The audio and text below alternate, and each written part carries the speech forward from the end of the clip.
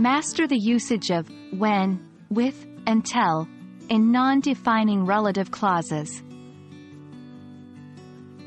Hello, language enthusiasts. Welcome back to our ongoing series on mastering intermediate English grammar. Today, we're diving deep into the realm of non-defining relative clauses. Specifically, we'll be uncovering the mysteries of using when, with, until in these types of clauses. So, fasten your seatbelts and get ready to boost your English skills. Remember, relative clauses can add a lot of depth to your sentences, making your English sound more fluent and natural.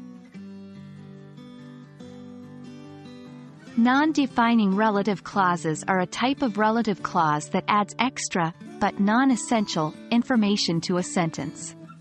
They are usually separated by commas in written English. For example, my brother, who lives in Spain, is coming to visit me. In this sentence, who lives in Spain is a non-defining relative clause. When is used in non-defining relative clauses to refer to a specific time or a period of time. For instance, consider this sentence.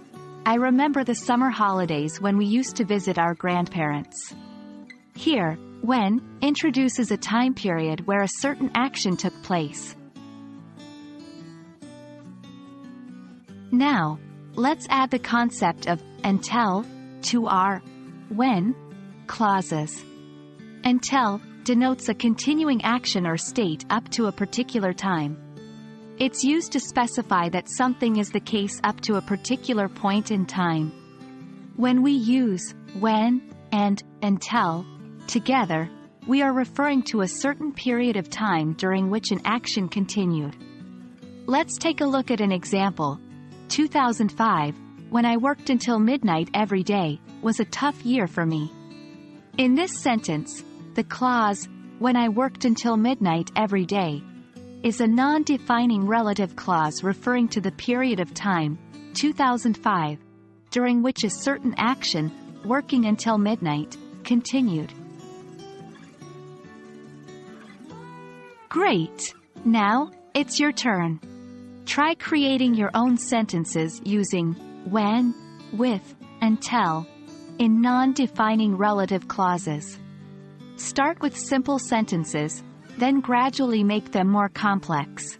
For instance, you could say, my childhood, when I would play outside until sundown, was filled with joy. There you have it, language learners.